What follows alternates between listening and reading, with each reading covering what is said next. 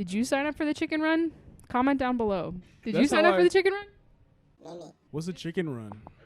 It's a 1 mile like downhill race, and it's like really fast and really easy. In Bro, wait, no, I'm just thinking about this time. Like, how like steep is it? I don't think it's that steep. It's Oh just my it's God, gonna be. bro. It's like nobody cares, and everyone dresses up like chickens, and they were just run really fast. Okay. All right, guys. This is the Episode Band 4. Kids Touch Grass podcast, and but nah, why don't you guys introduce yourselves? Oh, hello. My name is Emma Blanc. I am a student at the New England Conservatory of Music in Boston. Mm-hmm. I'm a jazz saxophone performance major. I'm from Cambridge, Mass. Yeah, that's, Yep. I don't know what else to say. She's Yeah, from Cambridge, Mass. I'm from Cambridge, Mass. Go ahead. It was a good introduction. My name's Alexander DeStolfo. Mm. That's Yeah. right, full name. I go by Xander, though. I play jazz Why are you piano. holding it so dainty, bro? Pinkies up. Go hit him with the. Okay, go ahead. You got I don't know, it feels like I'm holding a cup. So it's Okay. Sorry, I'm gonna let you cook. Go ahead. yeah, I play jazz piano and I go to New England Conservatory. And I'm in my 3rd year. Okay. Why don't you tell us how you got your start?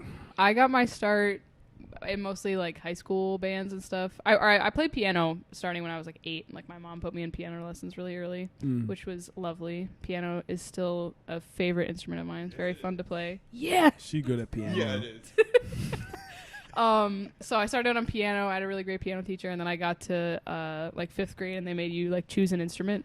So I picked clarinet. And then this kid walks in one day, and his parents like bought him an alto sax, and I was like, that looks so much cooler than clarinet. Like it was like shiny. I was like, that's the one. So as soon as I hit 6th grade, we got to change. What about Doreen? Doreen. What about Doreen? I'm sorry, Doreen. Okay, Yeah. that's okay. I didn't know anything back then. I was like, that one looks cool. So I Okay. switched to alto in 6th grade, played in like every group I could. Mm. And it was really fun. I never really practiced that much, but that's okay. And then in high school, I switched to tenor, and I was still like I was just in like every band I could be at the school. I was in like the brass band, the big band, the small jazz ensemble. Yeah. And then during COVID, I was like in the shed practicing. She was in the You know how it was? Yeah. bro. And then now Everybody I'm in at our NEC. year. Everybody in our class. I kind of got my start because my brother was playing piano, and I kind of just stole it from him. I was like, that's really cool. What if I stole that? Yeah. Because when you're a little brother, all you want to do is just be your older brother. Tell me more about that. So Let's unpack that. let's unpack that. So then I just was playing piano, and until like around 8th grade, I kind of was like, okay, maybe I want to take this a bit more seriously. And then in high school, I went to a performing arts high school, which was like decent. It wasn't great either. Yeah, but it's something. But it's something, and Yeah, I got yeah. to play more jazz. Yeah. During COVID, I kind of was like, okay, what if I actually tried to get into a music school? On that grind. And I got on that grind. Bro, that's everybody in our class. Yeah, Has like similar literally. story. All right. What do you love about jazz? I guess I like jazz because it's it's like so free. I mean, improvisation is in its nature. And, you know, for me, a lot of people say it's playing with other musicians, and that's a huge part of it, especially like when I first came to NEC. That was like a huge part of like, wow, it is incredible to play with other people. But for me, learning jazz was a lot of solo piano, especially in COVID, because I wasn't going to play with anyone. Right. So I guess it's like you're not bound to the sheet music, and you can kind of do whatever you want, given there are rules, but there's less but rules. you can kind of do whatever. Yeah. Yeah. Yeah, I guess I'm of the boat of like getting to play with other people. That's actually, I think, what I wrote my college essay on. I wrote it about going to NEC jazz camp, so I'm like, maybe that's why they let me in. Yeah, I'm just gonna like, you know, I did actually go to camp here. Yeah. That's so funny. But yeah, for me, it's about the like connection that you can have with other people, and the like, just like the energy of improvisation. I think is so. I don't know. I feel like there's nothing like it. And I think unlike you, I did shed a lot during COVID, but I think the thing that really got me I was like, this is it, and this is so fun, is I would play with my friends at the park outside. We'd be like 6 feet apart, and we would just play like every week all the time. And yeah, it started out with my friend Seth. It was just the two of us. We would play, and then we got the rest of our band involved. But it's like the connection that you can have with like a group of people, and the music that you can make with these other people, like going off the sheet music and doing what you want to do, and like finding your own creative voice and being able to express that like live and in the moment. Yeah. All right. Tell the viewers about this jazz stereotype. You're allowed to make mistakes, or like you're just so just. It's okay. You can make mistakes. Well, I mean, not that you're like not allowed to make mistakes in other genres, but like it's more, what's it called? It's more tolerated in jazz, and I feel like can you talk about how that affects like it takes a little bit of pressure off maybe of improv, or like how you recover from mistakes or stuff like that. Want me to go first? Okay. Yeah, I think it definitely takes the pressure off. And there's definitely like, if you make a mistake, it's so easy to play it off.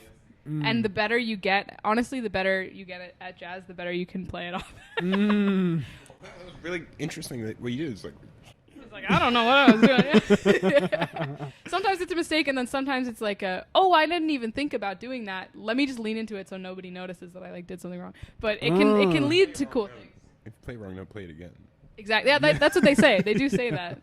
For me, I think it takes a lot of the stress off, and I'm honestly, I would say, probably more comfortable improvising than I am like reading. Like I'm a good reader, and when I'm in school, I feel like I'm a better reader because I'm reading all these new charts and stuff. Right. But I would rather just like fake it, because then I feel like there's some amount of like, there's less pressure when people know it's improvised. Right. You know, like then it's just like I can do whatever I want and it won't be as big of a deal. Yeah. I feel that. No, you pretty much said it. All right. It's so, I don't know how. This feels wrong. This feels aggressive. This feels right. Okay, the next one is, are jazz musicians late?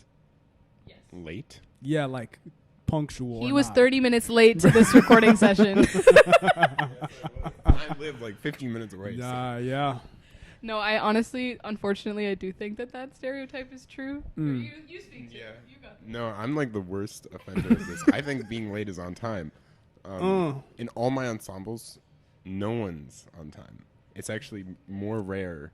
Like, I'll show up like 5 minutes late and I'm the first one there. No, that's okay. The reason I'm asking is because I talked to who I'm gonna blurb that.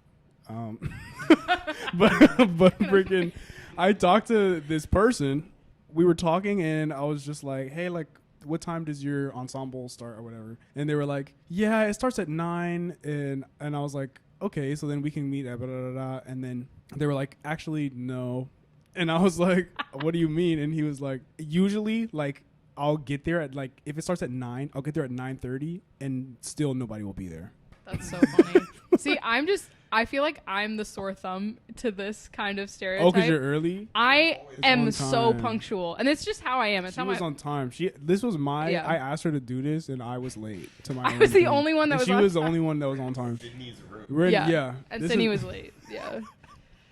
No, but I feel like that's just how I am as a person, is I get things done and I do them like as best as I can. I'm always on time because I just hate being late. But like there's definitely a thing I feel like in our jazz classes where we have to bring in charts of like tunes we wrote, and I will go into MuseScore and I'll make it pretty. I'll make every chart look exactly the same. I'll have transposed parts because as a horn player I know that that's nice to have. Right. And it's just like if I didn't do that I would be like, I don't know. I like it to be nice. And people will come in with like the back of a napkin they've scrawled like I'm honestly not even like, that much of an exaggeration. Yeah, but they'll have one copy and it's like really janky and they improvise most of it because they didn't finish writing it, and it's like, how am I the only one? And they have to like tell you everything by word of mouth. They're like, and over here I messed this part up, so just do this. You know, that's a triplet, but like I wrote it as quarter notes. So. Wow, bruh. So yeah, it's not just being late. It's like people just like don't do their work. Right. Wild. Is that frustrating for you? For me, I'm just like, I don't know. And the teachers will be like, look, Emma's doing so good. And I'm like, I'm just doing what I would normally do. I don't think this bar is that high. Right. What are some negative classical stereotypes that you guys have heard or that like are in jazz musicians' brains? You can only read what's on the page. You can't like do anything, and it a lot of times it becomes like a question of like they're not as creative, which I don't think is true. Okay. There's a lot you can take from with being on the page, but like taking what's on the page and bringing it up another level. Right. I feel like there's also the like the just reading. It's like it's not that exciting of music because you're just reading it and you're just doing what's on the page. Yeah, you can't do other things. Like, right. Yeah, I feel like something that jazz musicians, or I feel like a lot of famous musicians who are good at a lot of things started in jazz, and that they have that foundation of like being able to read changes and improvise and stuff. And yeah, I don't know. I feel like sometimes classical musicians are, they're more about on the page and they do a very specific Right. Yeah. And I think it goes to like a bigger conversation, which is like, I heard Oscar Peterson talk about this. I heard like at my that's my boy at the festival I went to this past summer, like they talked about this, but like the difference between like being like a player and then like an interpreter. And so like I guess that's really the difference. And it's like I feel like to a certain extent like there are a lot of ways that like Oscar Peterson, like just take him for an example. Like he's like I feel like he's more of a master of like just piano than a lot of classical musicians because like there is kind of a narrow mindset about that. But that's not to say like there is a little bit of room for creativity in when you're like interpreting stuff, but for the most part you just kind of just see what does this mean to you, and then you just play it how you think it means. And it used to be a tradition. Like it used to be a tradition that classical musicians improvised like a long time ago, like in the like early or like 1800s. Like you would, if there was a cadenza, I don't know if you know what a cadenza is, but like it's like a spot in towards like the end of a movement or in the middle of a piece where it's just the soloist or just like one person, and they kind of just go and they kind of just do whatever. At first the tradition was like you just improvised that. And you just kind of went off of like, okay, this is the theme, this is the A section, this is the subject from this thing, and you just sort of mapped it out in your head. But then like once you get to like 1900s, people just start writing out and planning crazy cadenzas, and the tradition was lost. Like Franz Liszt was a crazy improviser. Like Beethoven knew how to improvise. Chopin knew how to improv, and like it just died out, and now it's just the thing that classical musicians don't know how to do that. I heard like a lot of Chopin's pieces are actually watered down versions of what he would improvise. Yeah, Chopin's different, bro. Which is like crazy. He's different. Yeah. What goes through your head when you're soloing, when you're improvising? Oh, lots of things and also nothing. I've thought about this sometimes. I'm like, where am I looking when I'm playing? And it's always just like spaced out. I'm like staring at a spot on the floor. But sometimes I'm like staring into the eyes of my bandmates, and then we're like having a moment. But I guess what goes through my head is like chord changes a little bit. And I feel like if I know the song well enough, I can just kind of zone out and let my fingers do the work and think not so specifically about what I'm playing. Like I'm just like, oh, this would be a cool shape to play, and then I kind of do it because my fingers know what to do and my brain knows what to do, but I don't have to think about it super like granularly, you know. Right. If it's like a tune I don't know, it's like an, oh my god, this C7 has like a flat 5 on it, I have to make sure to hit that, and I have to but yeah, I feel like it's the best when you're able to zone out and let your body take over, kind of, and let the energy between you and the other musicians on stage kind of take over. Okay. What did Jerry Leak used to say? New mind, no mind. New mind, no mind. That's right. What does that mean? Basically, like, if you're thinking too much, that's going to be the death of your playing. You're going to be way too much. New mind, no mind. The deeper the roots, the taller the tree. This is from our Jerry. I don't know if we have to bleep. Is he like a faculty member? Yeah. Okay. I've read this novel once about this tennis player, and like basically they go through like, what are you thinking when you're making these incredible shots? And basically it was like nothing. But like, isn't that true genius? Like that doing such incredible work and going through your don't even mind think is about it, absolutely really. nothing at all. Yeah. And I feel like that's the same in jazz, because a lot of times I'll ask my teachers, they'll play like the most incredible thing. I'm like, what were you doing? And they go, I don't know. Yeah. And I'm like, what? Yeah. That's like Corey Henry has this Oh. thing. He's actually built different. No, He was he's ridiculous. No, he's ridiculous. He's a great jazz pianist. For those of you who don't know, he's in Snarky Puppy and stuff. But I saw some interview of him, and he was like, when I practice, and I don't like play. I'm just focusing on like, let me think about everything super, super clearly while I'm practicing it. And I'm like, he doesn't practice improvising, but when he's on the stage, he's like, he's done all that work in the practice room that when he gets on stage, he's like, then I can just play. And then I don't have to think about any of the things that I've already thought so much about. And he like is able to completely shut his brain off, which I think was really interesting, kind of separating that. But then I think it's also important to practice practice playing, quote unquote, Right. you know?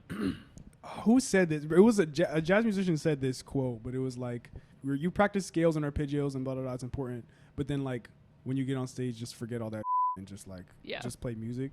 The reason I asked is because like, I think I watch a lot of master classes, like classical master classes, and just like from being in lessons and stuff, it's like really important actually. Like, people are like, what are you thinking about when you blah, blah, blah, blah.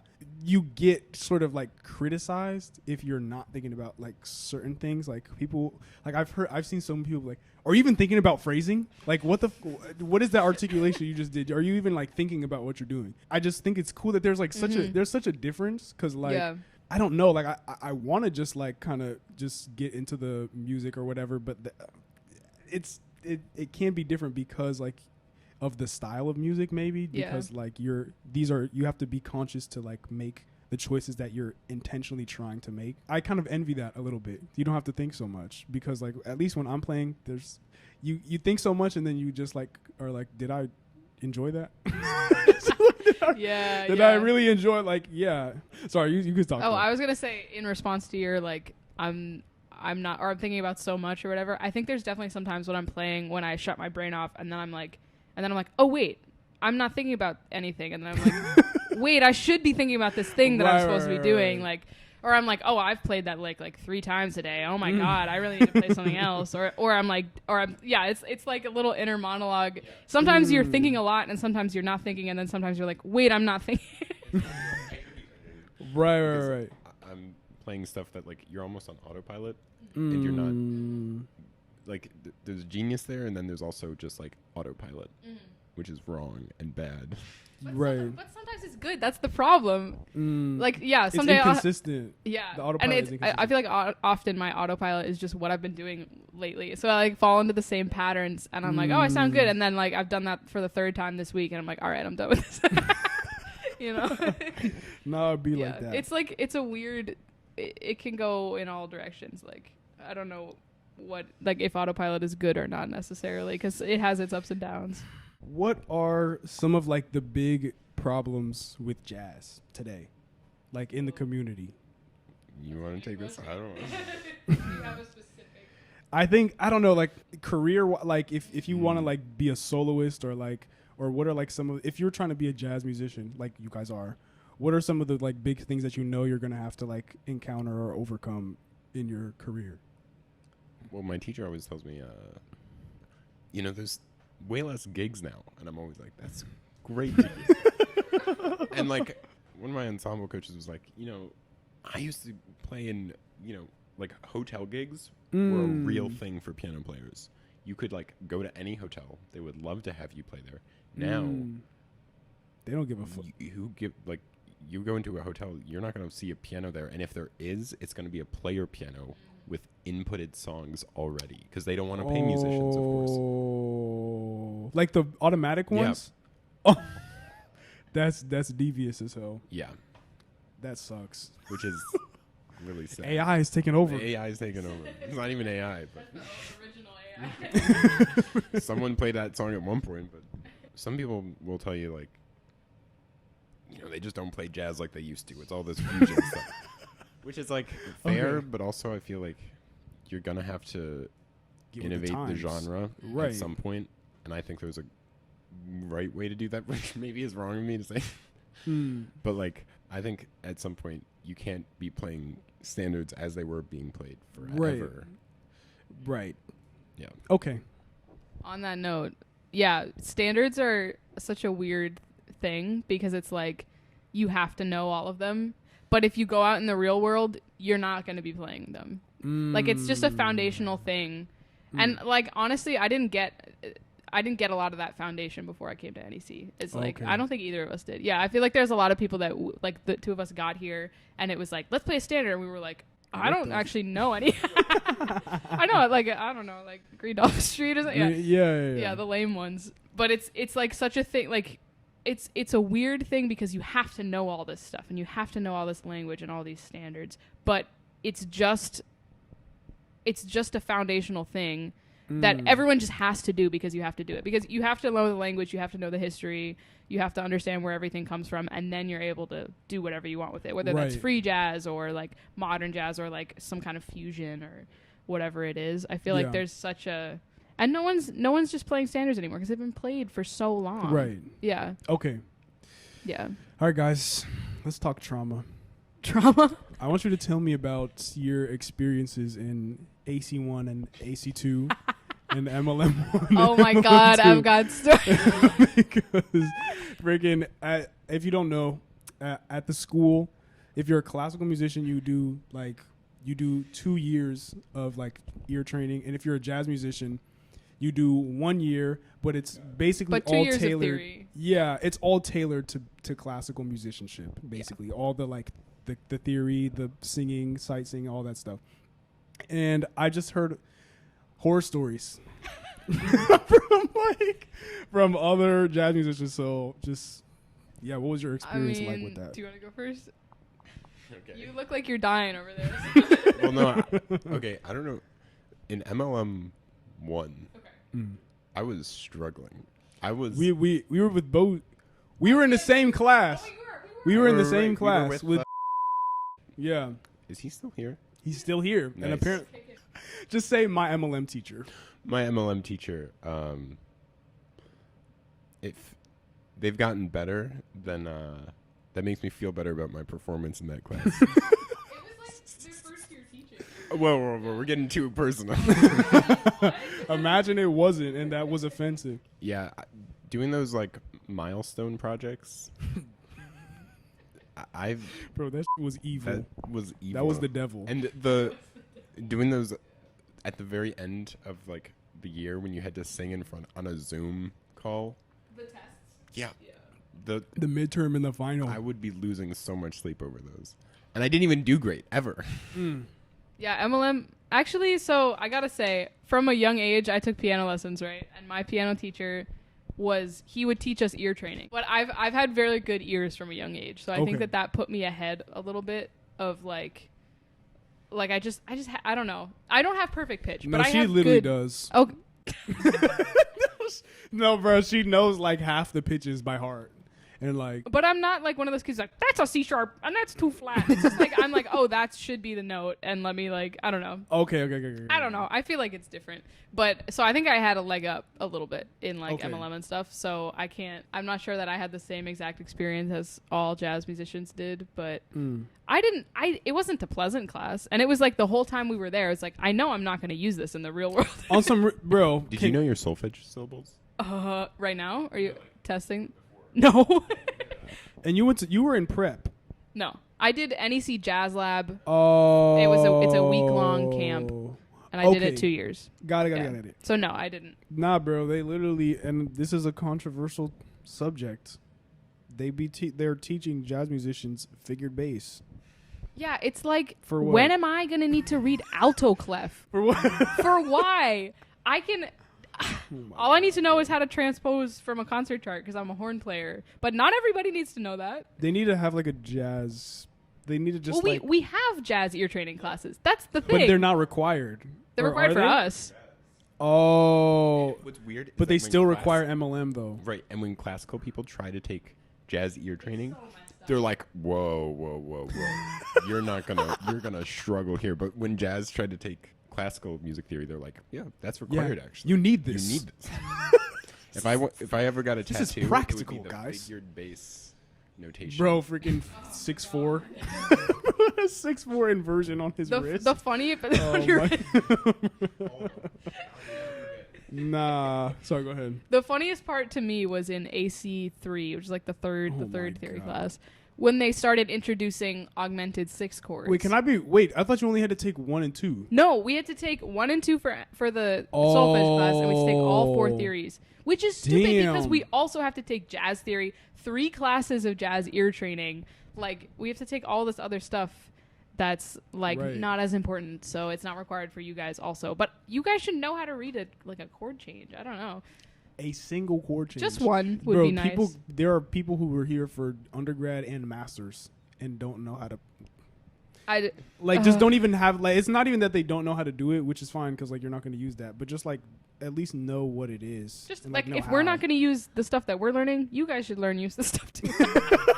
I mean, that's what I'm saying. That's what I'm saying. That's how that works. Yeah. No, but like in AC3, they started introducing so the first 2 ACs for me at least, it was like, yeah, I know what a 1-4-5 progression is. I know how that sounds because I play that all the time. Yeah. Yeah, like that's easy to me. Like people are like, I can't hear the difference between a subdominant and a dominant chord, and I'm like, it's actually I feel like it's so it's so ingrained in us. We have to live on that, and you guys that's just not something you do, you know? But they introduced augmented sixth chords, and yeah, you sharp the blah blah blah blah, and we're like, so it's a tritone sub.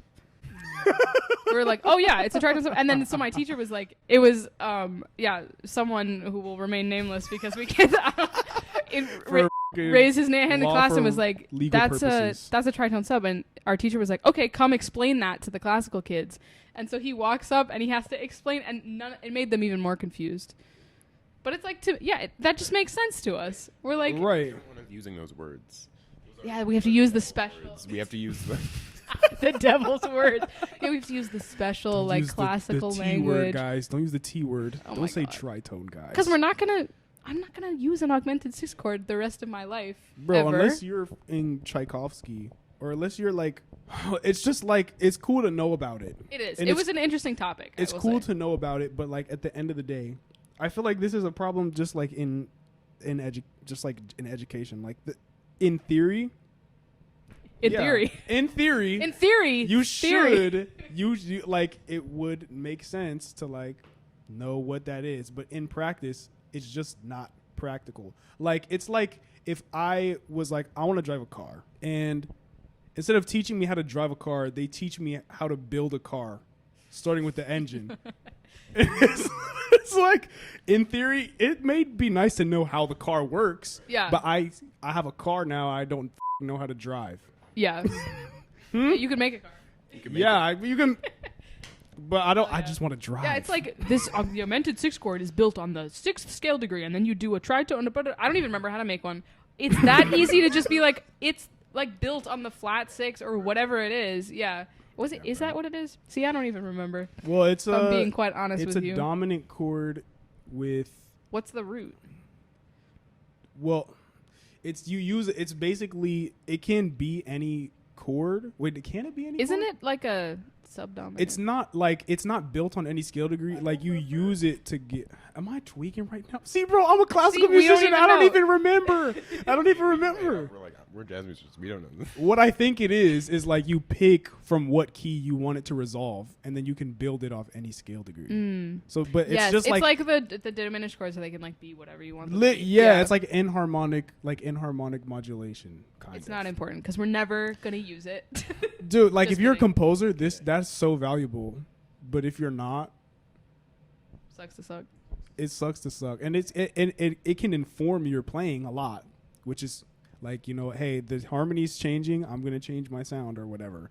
But, at the end of the day, bruh. No.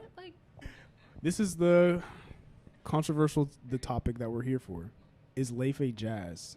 Oh, my God, I didn't know you were going to ask this. Is laufey jazz? I actually want to know, because I've heard talk about this, too. And, I just want to know your opinion. Or do you want me to start? I feel like you go. Yeah, you've already had I have my own thoughts about it. So... I recently watched Adam Neely's video, and I'm just gonna summarize what he said because I feel like he said it pretty well. And also Patrick Bartley has made videos on this. And if Patrick you don't know who Bartley. Patrick Bartley is, go listen to him because he's Go watch really freaking freaking Emmett good. Cohen's. Literally all, home just any videos. episode of that. Yeah, it's bro. so good. Yeah, if you need to get into jazz, watch Live from Emmett's Place. It's so good. So he was making the distinction between jazz as a whole and what he called in his video mid-century pop, which is basically like the super musical theater influenced jazz of like the 50s. It's like Chet Baker and like it's the people she listens to. It's like so jazz has a habit of taking pop songs and sort of Like Tin Pan repurposing Alley them. stuff. Yeah, exactly. So Yeah. when Tin Pan Alley was the pop music, they were like, let me take that and let me make that a jazz standard. So it's like Right. taking all these, that's where all those songs come from. And so I feel, so what she is emulating is not jazz as we know it today or as we know it from later on in the history of jazz. We know it's this very specific slice of jazz history that does not represent the evolution of jazz, at least how I would feel. I don't think it really does. So she's emulating a very like classical influenced Yeah, area because of like jazz, it doesn't you know? swing at all. No. It doesn't No, it swing, doesn't. and like I think that's like at And- least and- when people talk about it, that's like one of the most important aspects of jazz, like the rhythm. Well, not swing. all jazz swing. Like she makes a mean bossa tune, and bossa is jazz in its own way. But it's like she cannot be deemed the savior of jazz. Who's calling her that? That's what. Okay, so mainstream. What's it called? Media. Like media and like she's bringing back jazz, and it's like, yeah, like the critics, the people who, and apparently what Adam Neely said is that all the critics that are kind of like reviewing her are not jazz critics. They're like pop critics, and they're like, oh my god, revolutionary! No one's ever done this before. She's saving the genre of jazz because jazz is dead. It's not dead. It's not dead. You ever been to a jazz concert or anything? Like, yeah. So Adam Neely was making that important distinction, which I think is a very like very well put way of saying. Because you can't just be like, oh, well, she's not jazz. It's like, well, what? Then what is she? Because she's very influenced by jazz. It's just a very specific kind. And to me, I'm like, she doesn't. Not to be like elitist or whatever, but it's like she doesn't understand the full picture, and she doesn't understand the living, breathing culture that is jazz today. And she's not. She's actively said, like, there was this podcast where she was like, "I feel uncomfortable in a jazz club. I've never been to a jazz club." I'm like, "Girl, that's where it is. It's still there. Jazz didn't go anywhere." But no, like I think there's that aspect of like, I was learning about this in Intro to Jazz History with. And I think basically what he was talking about was like there were two types of like jazz. There were like two types. There were, towards like the end of the 20th century, there was like a little bit of a clash. Like there were these people that were still sort of like in their little like their pop jazz phase. So like people like that liked Benny Goodman, or like people that would like listen to Frank Sinatra, and like stuff. And like they're like. They're kind of jazzy. Like, they're cool. They have like that cool sound. Right. But then at the same time, there was this whole other thing. Like then bebop came into the picture, and then it was like completely at odds with like. Okay. Yeah. I just wanted to say that I feel like this kind of jazz that you're talking like versus bebop is a very like whitewashed version of jazz. Okay, yeah. I didn't want to say that. No, that's what I No, think. but okay, that's okay. I didn't want to say it, but yeah. No, but this is like been happening since forever. Like a lot of people's ideas of jazz were like Frank Sinatra. Yeah. When meanwhile there was like really incredible jazz musicians who were not getting like any even like to get people in seats they would need to put Frank Sinatra's name. Right. And then after Hankus. And then after that there were like all the real jazz musicians. Oh. Yeah. So like people like Freddie Hubbard or Max Roach, like the Freedom Now Suite, like people like doing like activism in jazz and like making important statements and playing, and the people who like made the genre are second on the bill because they need Frank Sinatra to get people there. Right. Yeah. She's not. She's not. Not. Like the vibe, it's just it has jazz energy, Right. but like it's not holistically like a jazz thing. I think. I mean, it's But like yeah. not. I just hate. And okay, she also markets herself as jazz, and it's like you're right, but like it's like close. And He said, "Nice try." I mean, it's Close. like, and it's good music, but I don't know, something about the way it's marketed. I think so. I was listening to a podcast with her on it because I'm just like Which curious about podcast this. is it? So we can. It was her podcast on with Zach Sang. It's his podcast, and she was featured on it. okay, I don't know who he is, but whatever.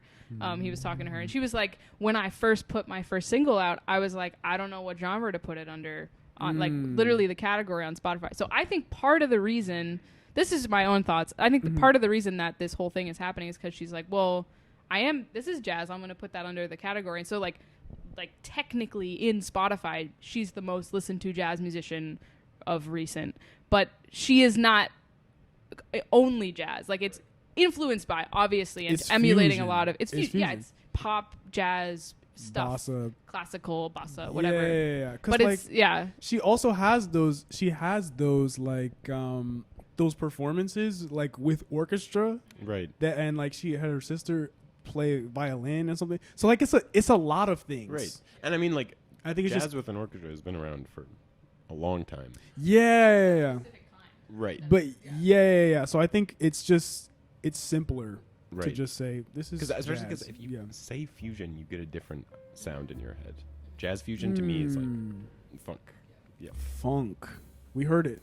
These are this is the future of jazz. I hope you enjoyed this episode. I hope you enjoyed their takes on laufey, and I hope you can think about that. I'll see you next week. Bye bye. Bye. Thank you for having us.